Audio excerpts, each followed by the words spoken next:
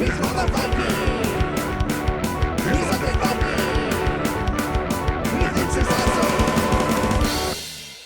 everybody, this is the Undead Viking, and this is Peak Oil. Now, if you've watched these videos of mine, you know that I am a sucker for economics games. And if you've watched these videos of mine, you know I am a sucker for worker placement games. And if you watch these videos of mine, I am horrible at both of those types of games. I don't know. I'm pretty much horrible at most games I play. I don't win very often, but I just love playing games. And so when I was introduced this game to me, that was a horrible sentence. When this game was introduced to me, and I read the rules, I was like, this sounds like a fantastic game that I'm going to be horrible at. And I have yet to win a game, and but I'm having a fabulous time losing stupendously at it. So it has this wonderful aspect of having kind of like a market that you get to influence yourself and try to pump up and create and create your own victory points, if you will, with your investments. But it seems to me that everybody else seems to be so much better at it than I am. But I'm getting a little bit ahead of myself. Let me show you how the game is played. It has a wonderful little spin on the worker placement mechanism that I'm going to show you, and then we'll come back here and we'll give you my final thoughts on Peak Oil. Alright, cool. This is Peak Oil, and I'm going to go ahead and show you how to play.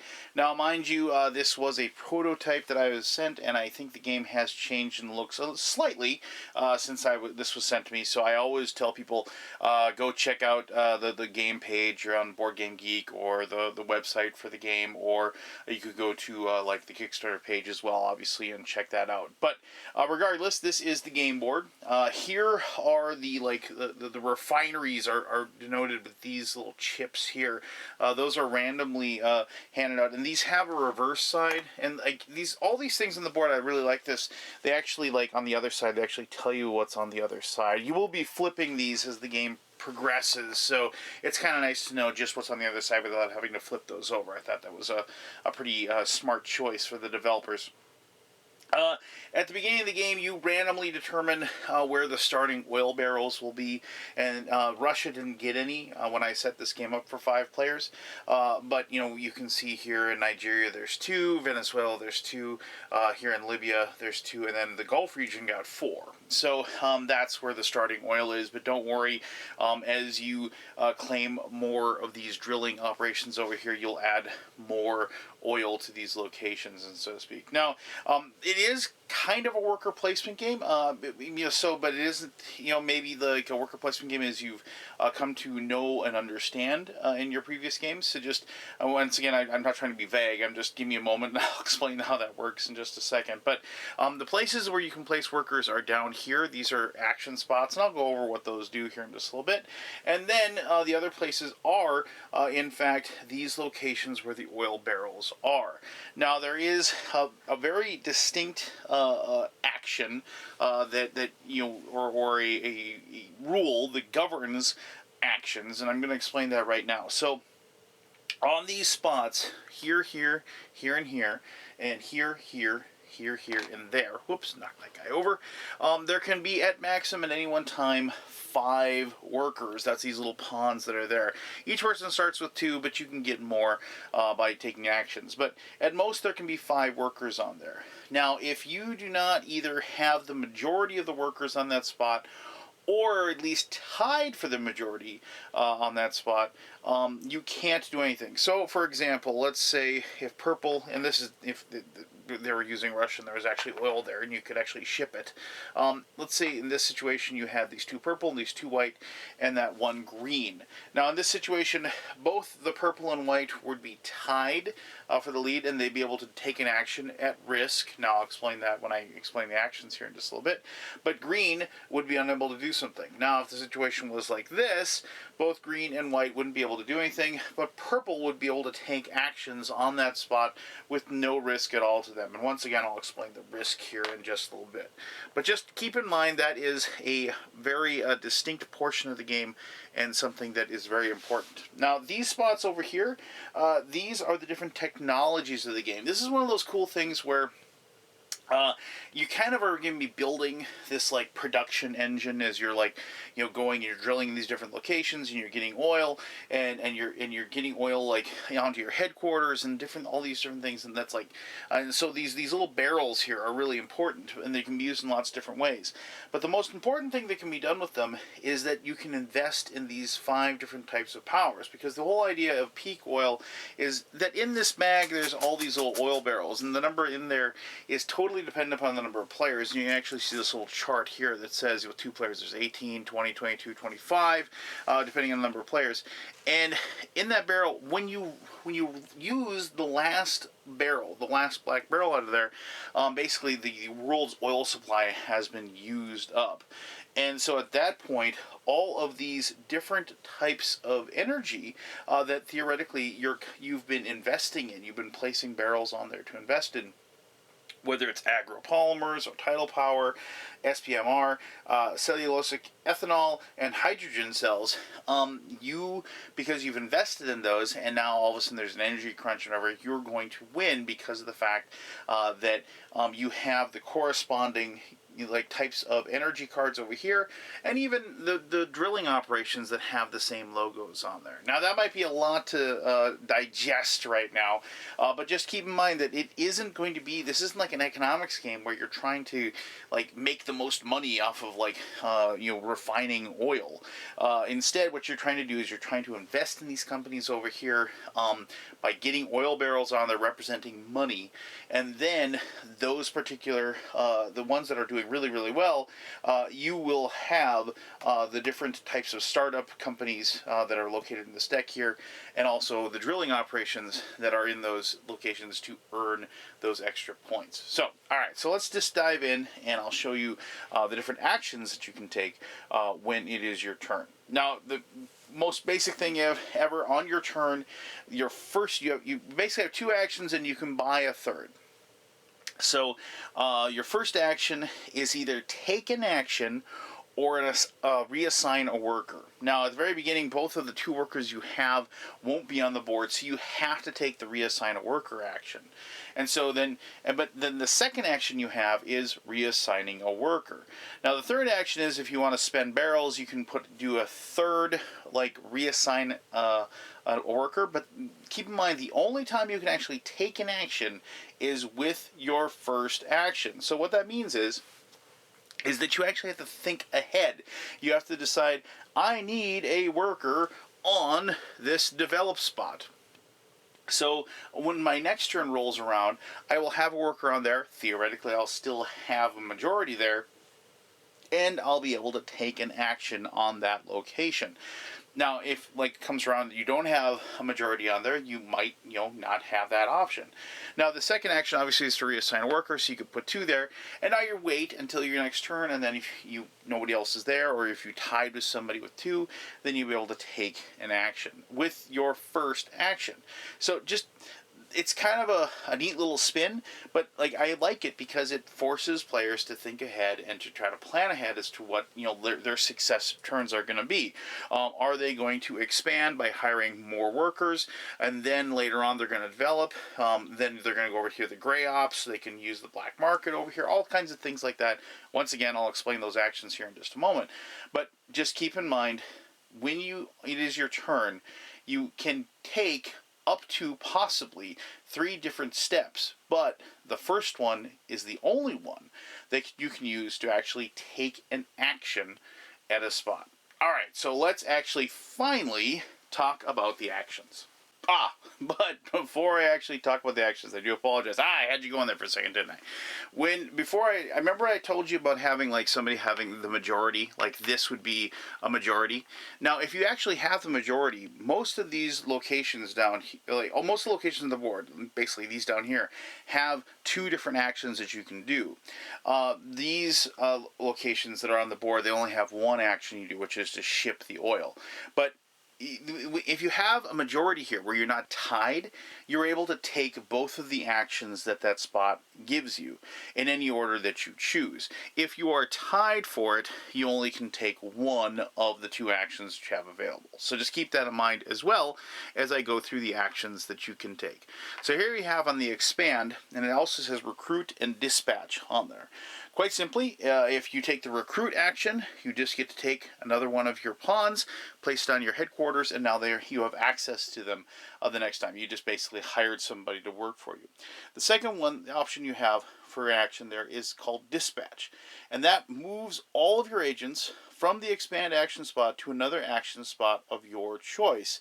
And then you either take an action there as per the usual rules, or you can leave them there for later use. So if you manage to have like a majority on there, and let's say you had like 3 people on there, and you could say, okay, I'm going to expand, which I'm going to hire another person, but now I'm going to move all 3 of these people, and we're going to send them here to the Gulf region, and now we're going to ship because we have the majority there. So that's what that spot does there. So the next spot is called the develop, and that is to drill or whitewash. Now, when I talk about whitewashing, I'm going to be talking about getting rid of some of the PR disasters that your company is going to have. You don't really know yet how the PR disasters happen. That's part of the taking a risk action, and I'll explain that in just a little bit. But just let me tell you pretty plainly how this works. So the drill action is just that. You're going to be drilling for oil in one of these locations, and you're going to have the options of the drill cards that are put out in front of you.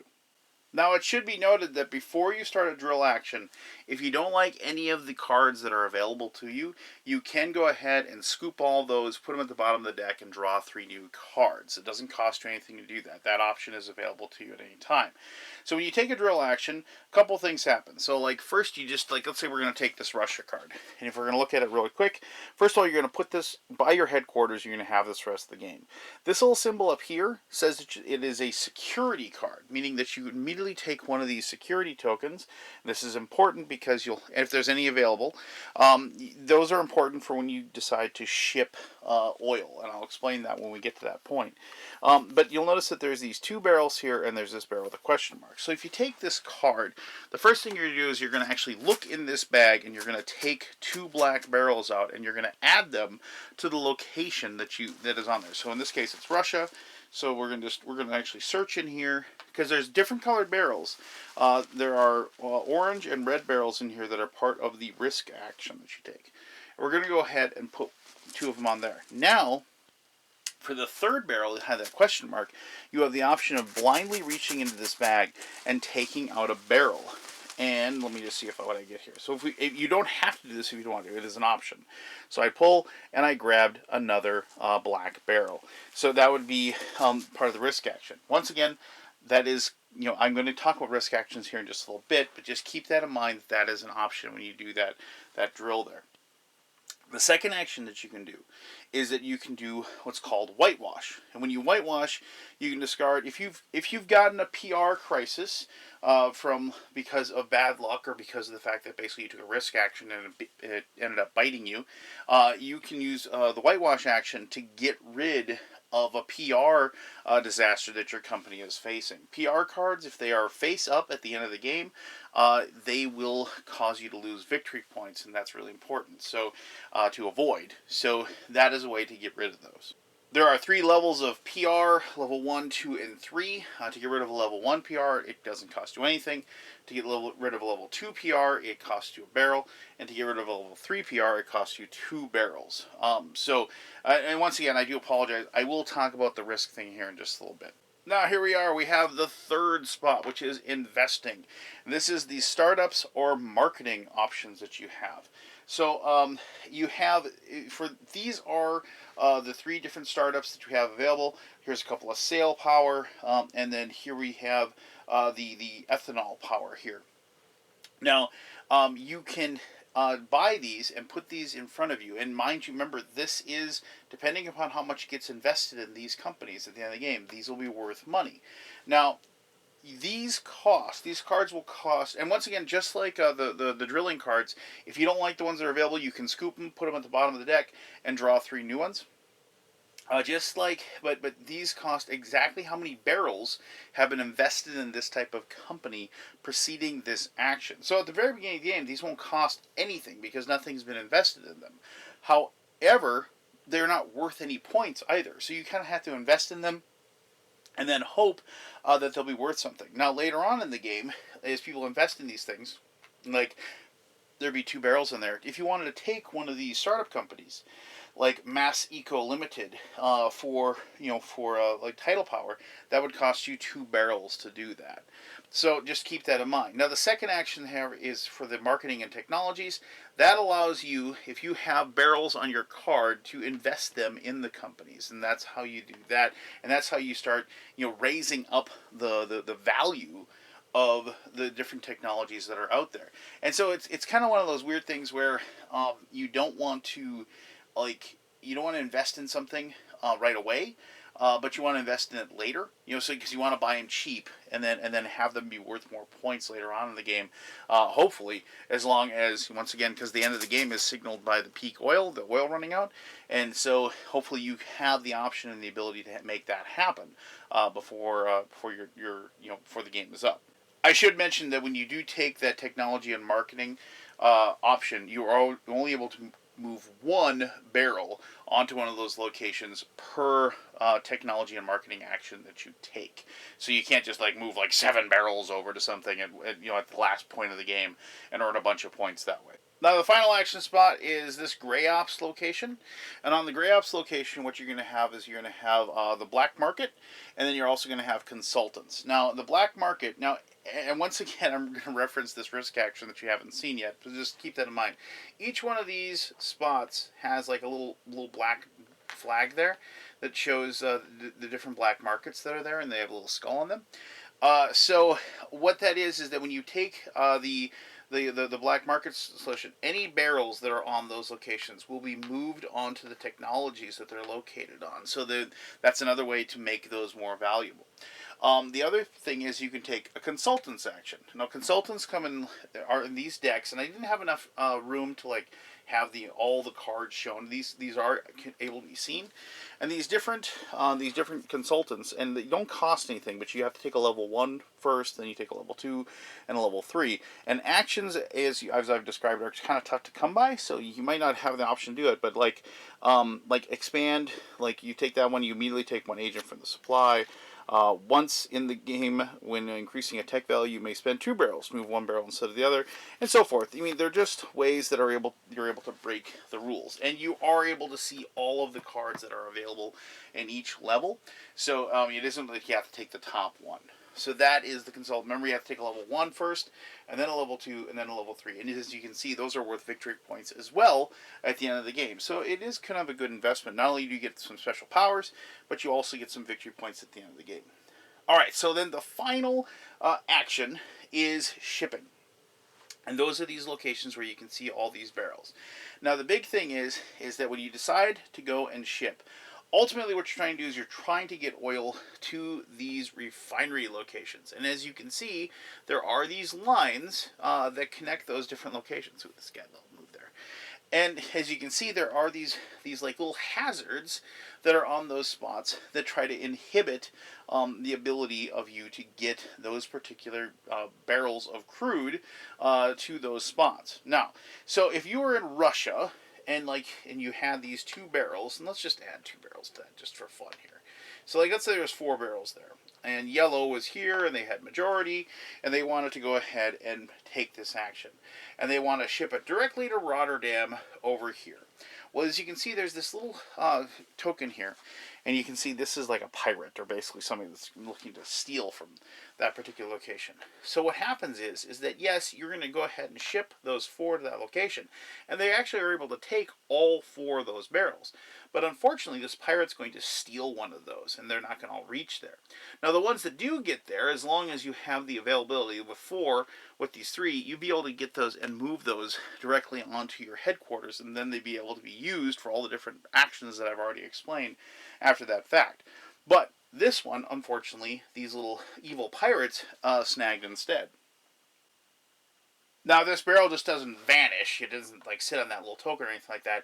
It's going to go to one of these black market locations that the player chooses. So, and if these ever get filled up, like there was one on each of these other ones as well, and this is the last one to be taken, they do not go to the technologies due to a black market situation. The player that does that then gets to distribute those oil to these oil refinery, like not refineries, into the oil-rich black dots there, and can distribute them as they see fit. And when that happens, so it's kind of a powerful thing to act. So it's kind of a bad thing you don't get the oil, but you do get to go ahead and move the oil to a spot that you want. So, and there's other ways that can happen with the risk action, which I'm going to explain a little bit. Now, all right, so some of the other things you might see, these little red ones here. These red ones actually make you take the risk action when you go through those. And then the cool thing is that you get to flip that over, and then there's the other side has a different type of response. Some of them, like this one, doesn't have anything on it, but so like you don't have a negative. Some of them, if you so as far as like the differences. They're pretty on either side. You can use your security chip to actually then change like what is impeding you between the spot that you're trying to get to and from the spot that you're at. So it's kind of nice that if you get those, remember you got those from grabbing one of these drilling operations, you can alter it. Now also, since you delivered this, you're going to flip that over as well. So now the demand for that location is 3 after you delivered that. Alright, so finally, how does the risk thing work? So in this bag, there are black barrels, there are red barrels, and there are orange barrels. So if you are forced to reach into this bag and draw a barrel out, the first time that you draw a black barrel, depending on how many you have to draw, this will go to a black market location. You don't get to keep it, but it goes to one of these spots. So, and once again, maybe that's something you want to do because it's going to go ahead. Maybe it's the last one. You'll be able to put it out there, or maybe you're going to do a gray ops operation. You'll be able to move those into one of these spots to increase the technology, if you will. All right. So if you draw a yellow or a red, you're forced to take. You're going to go ahead with a PR problem. So here's the yellow and the red. So here's a yellow and here's a red. Now the yellows, once you do the PR issue, these leave the game. So you will like slowly deteriorate the number of like bad things that are in there. However, the red ones stay in the game for the rest of the game. They'll always be in there. So the first time you get a PR crisis, you have to discard half of the black barrels you have on your headquarters, and those go out of the game. They don't go in the bag, they're gone.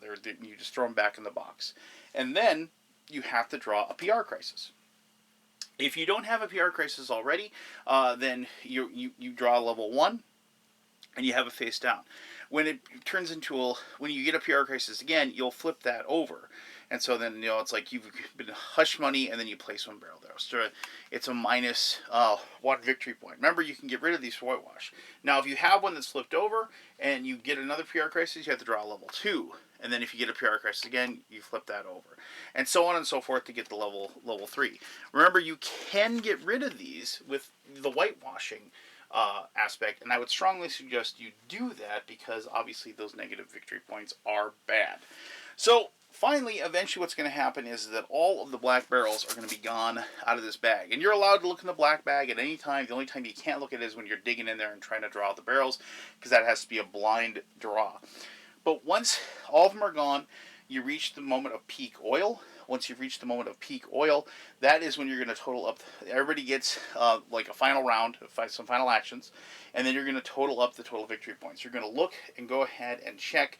Each person is going to go ahead and check how many, how many barrels are on each one of these locations to show like what has been invested in each one, like so, and then they get to add any matching drilling operations to those totals. So if you had all three of those, you'd have 2 more agropolymers and 1 more ethanol. So the ethanol would be worth 2 instead of 1, and the agropolymers would be worth 3 instead of 1.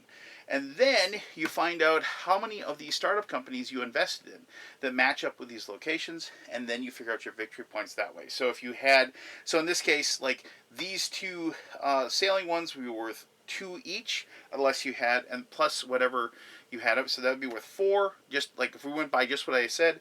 And this affinity energy would be worth 3 because the fact that you, I'm sorry, 2 because of the fact that you had Libya that matches up with that, and then that would be worth it. But you're probably going to have more than just those. Whoever has the most, and then of course you deduct the victory points that you have from any PR campaigns that you haven't solved, and then you add in any victory points you get from your consultants as well. Whoever has the most points, obviously, wins the game. And this is not a game of like massive victory points either, because like people are going to be going back and forth, and with the investments and things like that. So I mean, a score of around 15 to 20 has usually turned out to be a pretty, very commonly been the winner in our games. But you know, this is a wonderful spin on the worker placement for me, and also it's like an economics game, but it's not really an economics game, if you know what I mean. So it had a lot of stuff going on, and I really enjoyed the kind of ebb and flow of the market, and also the fact that like you can kind of the drawing from the bag, and wondering if it's going to be the last barrel, and how the players can kind of push it, but you know they're running the risk of getting these bad PRs if they know they're probably in a good position to win, but they have to get that last black barrel out of there. That is a great moment as they're digging in there trying to find that last one, that sort of thing. So, but let me talk all about that and more in my final thoughts. All right, thank you very much for learning how to play Peak Oil. If you want to take a peek at the rules yourself, you can definitely dig those out on the Board Game Geek website. They are posted there. I invite you to do so if you want to delve a little deeper into the gameplay. There isn't like an advanced way of playing that I didn't show you. I didn't want to like add that extra wrinkle. I just want to kind of give you the base game. And there are like different rules for 2 or 3 players, and they play just fine with 2 or 3 players. But I just do invite you, if that's more of your level of play or the number of players you normally have, I invite you to go ahead and check that out. So I knew I was going to like the game. Like I said, it had economics, like an economic engine thing going on, and the whole thing, like the people get to kind of move the stuff around and change it up, and like start moving the oil around the board. And the fact that like the resources of the game are the oil, and then you have to use them in several different ways. It just had all the stuff that I really, really like about games. These are the types of games that really, really confuse me. Because I never seem to be able to figure out exactly the different steps I have to take. But it rewards me when I have those like moments of brilliance, and then I feel really good about myself because I actually figured out like a really good turn. And I'll be darned if I can figure out exactly how I made that happen. But I get kind of excited about the fact that I actually was able to pull it off. The worker placement thing, I think I should have touched on that a little bit more, but I mean, that was really, really well done. I love the fact that you have to like kind of invest in the location. And because of the fact that like you'll maybe invest in that location, but then somebody might come along and like match your majority on a spot, so you're not able to take both actions, or you're just kind of in a spot where like you can't, like maybe like the other players have like jammed up the location with 4 people there, and you really, really need to have another worker on there so you can take that action, but nobody will move off of there in like the right time or everything like that. I just really, really liked that, and it added a level of complexity, and also a level of like the players interacting with each other that really I really liked. And then the thing is too is like if you're investing in startups that other people have, it's like you want to make yours worth something, but you don't want them to have it as well. I mean, there's just so many cool things going on all the time that I just I'm going to fully admit that a lot of times I was having trouble wrapping my head around it, but it was a good not being able to wrap my head around it. Not because like the game was like tough or anything like that, just that it was challenging me. And it was like making me, like, as I said, plan ahead, try to get things working. And then if they didn't work exactly how I wanted, being able to think of my toes and change things up and do something differently as well. So, if you're looking for, this is definitely in that medium weight level. And I'd even say, maybe dipping its toes in like the heavy Euro aspect type of thing. I would definitely strongly suggest that you take a look at Peak Oil and maybe add it to your collection. All right, so if you have any questions about it, ask away. I'll be happy to answer that as best as I can. Up until next time, I'm the Undead Viking, and I'm telling you to have yourself one heck of an awesome day. All right, bye-bye.